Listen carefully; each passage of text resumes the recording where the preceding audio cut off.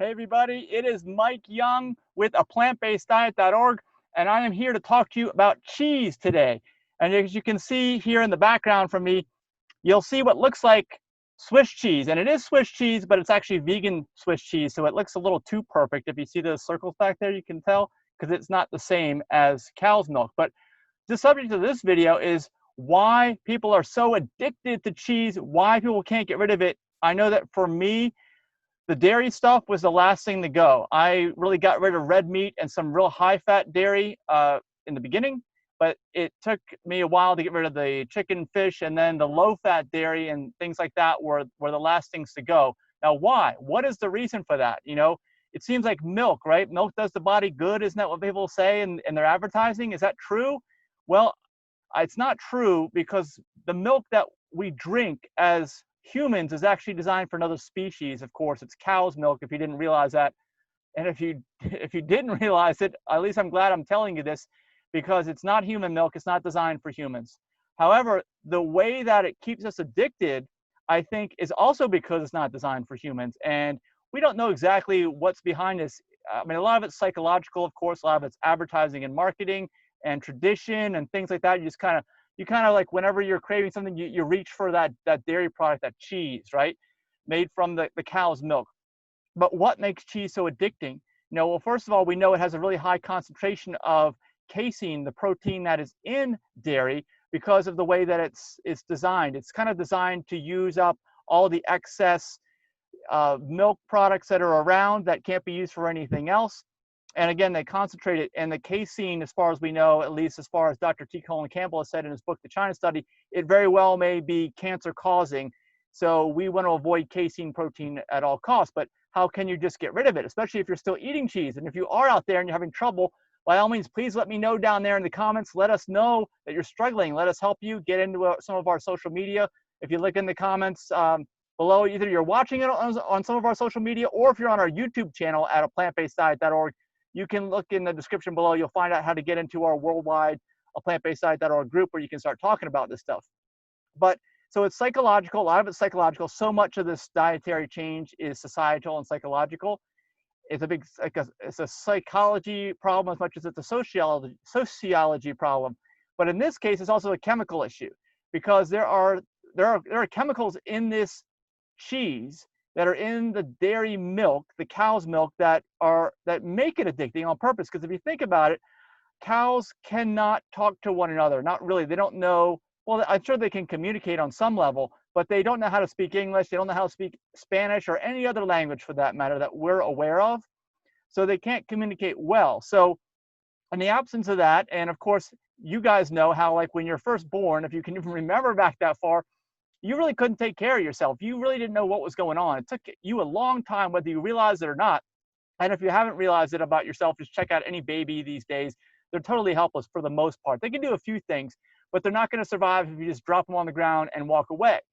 So with cows, they can't talk to each other as much. So what do? They want to put these chemicals, these addicting chemicals, these casomorphins, into the breast milk of the cow. It is just, that's how these animals evolved, and how it's nature's design as to how they were constructed, and this milk is, so that, you know, when the baby cow drinks the milk from the mother and then walks away, and then, you know, has those casomorphins, and they become addicted, they want more of that. So they remember, oh, where did I get that? I got to walk back, I got to find that, because I need that. So you don't usually see, at least I haven't seen, the mother cow like kind of corralling her young and insisting that they go have something to eat, some breast milk, you know, some cow's milk. It usually, I think, is the other way around, where those animals are seeking their mother out because of the casomorphins. And that's exactly what happens in humans, only we're not cows, but we get affected in the same way. We eat this cheese behind me, assuming it's dairy, and this is not dairy cheese, like I said, this is vegan cheese behind me. But if it's dairy cheese, it's going to have those casomorphins. You're going to, after you digest that and you start feeling hungry again, you're going to want to start seeking this stuff out again. If you think about it, have you ever thought about that? Have you ever realized that it's a chemical process like that? Because I think that it is, and this is one of the reasons why dairy is so hard to give up. It's not just the cheese. I mean, obviously, cheese is probably the #1 dairy product that people say they can't give up, but it's really any dairy product, from from ice cream to milk to yogurt, whatever it might be, it's still got those chemical properties in it that are addicting. So you as a human are going to be controlled on some level. You're not even going to be thinking for yourself, realize it or not. You think, oh, I want the cheese, it's really good. No, not really, because you are being affected by the chemical properties that are in place for baby cows who can't really communicate very well and need to find their mother because they're not going to be able to survive on their own. That's what's bringing you back to cheese. That's what's bringing you back to all these different dairy products, if you think about it. And this is another reason why they are not meant for humans. And they do lots of really bad things for humans, and this is just one of them. They basically take away your self-control. They take away your ability to choose for yourself, your ability to make choices.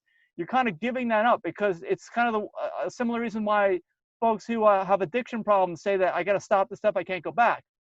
It's the same reason, because they're not able to, when they're in that state, when they're consuming these addictive things, they're not able to really make any choices for themselves. They're kind of trapped in a vicious circle, and that's what a lot of people get with this cheese. Now, don't make me tell you, don't think that just because you're eating vegan cheese, it's all good, because usually that stuff is really high in fat, and that's a whole other subject for a whole other another video.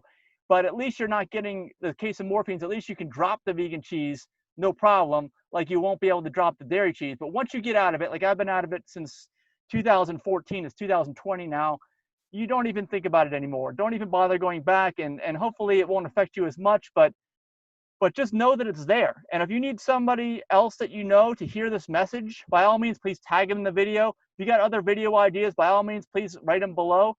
Tag them, write them, text them, type them in, whatever you need to do. And we'd love to, make videos on these subjects. And this is an important one. I think this is really important that we get the word out on this one. So thank you so much for watching.